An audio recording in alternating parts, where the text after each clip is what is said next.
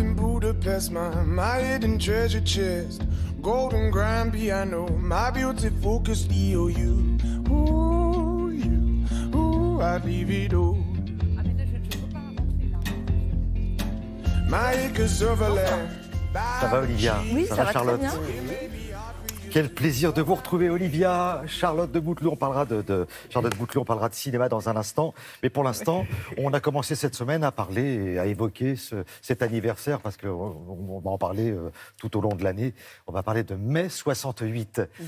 Alors, un détail très important, quand on repense à mai 68, on pense surtout aux hommes. On voit Daniel Cohn-Bendit, on voit les CRS, on voit les étudiants, et on ne parle pas beaucoup des femmes. C'est vrai, et d'ailleurs, on dit souvent qu'elles ont été les grandes oubliées de la révolution de mai 68.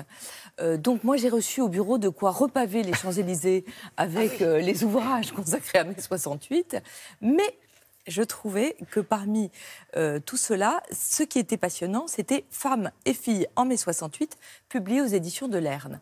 Parce qu'ils sont rassemblés, oh j'adore le montage, voilà le témoignage de femmes qui ont assisté, voire qui ont participé à ce qu'on appelle les événements de mai. Donc il y a des artistes, Judith Magre, la grande comédienne, Sonia Rykiel qui est racontée au travers de sa fille Nathalie, l'écrivaine Irène Frein, Françoise Chandernagor, Hélène Carrère-Dancos. Et vraiment, leurs témoignages, je trouve, remettent en perspective les événements.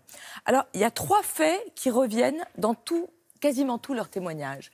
C'est l'admiration pour Daniel Cohn-Bendit.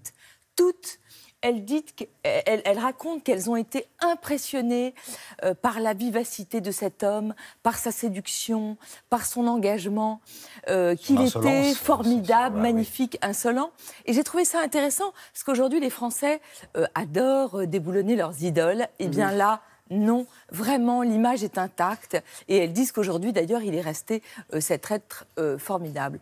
Deuxième chose, toutes, ou presque, regrette la prise du théâtre de l'Odéon, qui a abouti aux insultes proférées contre Jean-Louis Barrault et Madeleine Renaud, qui pourtant avaient monté des pièces de Jean Genet, de Ionesco, et ils ont été accusés d'être des fascistes, des bourgeois.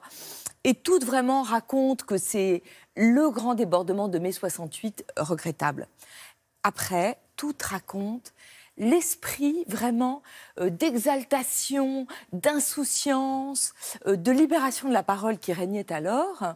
Elle dit que dans la rue, tout le monde se mettait à parler à tout le monde et qu'elles étaient vraiment engagées dans une sorte de joie de vivre et d'exaltation, alors même qu'elles n'étaient pas du tout programmées pour être politisées ou pour manifester dans la rue. Souvent, c'était des jeunes filles qui étaient à l'époque des étudiantes et qui n'avaient absolument aucune idée de ce qu'était la politique. Il y a une anecdote que j'aime beaucoup d'Élisabeth Lefebvre, qui a été la grande directrice de l'Opéra de Paris, et elle apprend qu'il y a une réunion sur la sexualité des jeunes filles à la Sorbonne.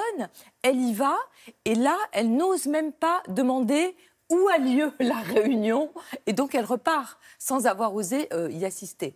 Alors après, il y en a qui sont beaucoup plus libérés, et notamment, il y a une interview de Françoise Chandernagor, qui je trouve est la plus intéressante de toutes, qui est absolument géniale, qui dit « Oui, ça a été une libération sexuelle, et nous avions toutes le petit livre rouge, qui n'était pas le livre de Mao, mais qui était le petit livre des 32 positions. » Et elle dit « Ça, on a quasiment tout expérimenté. » En revanche, son témoignage est très intéressant parce qu'on se demande toujours quel a été le rôle de mai 68 dans la libération des femmes.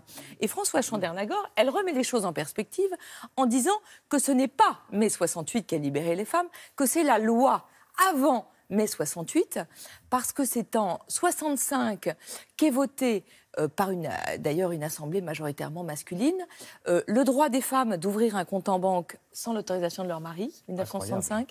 1966, le droit des femmes à travailler sans l'autorisation de leur mari.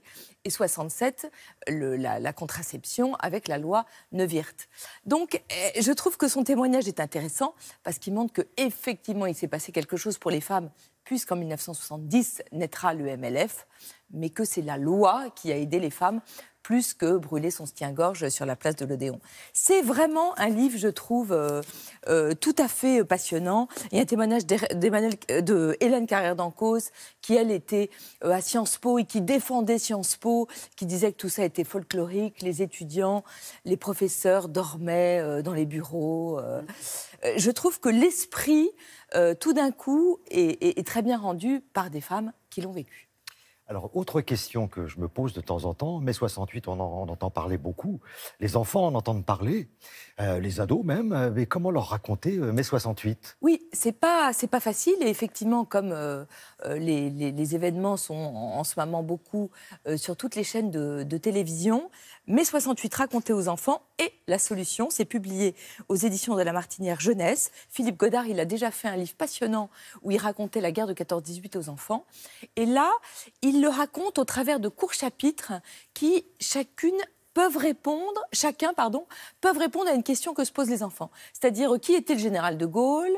À quoi ressemblait la France en 1968 ?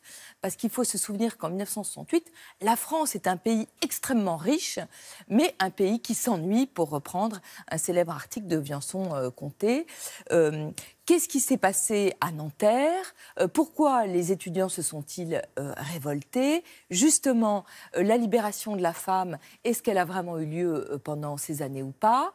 Tout ça est servi par une iconographie absolument géniale qui mélange à la fois des photos d'archives et tout ce qu'on pouvait trouver sur les murs de l'époque, les affiches qui sont faites par les étudiants des Beaux-Arts, qu'est-ce que c'est que les accords de Grenelle.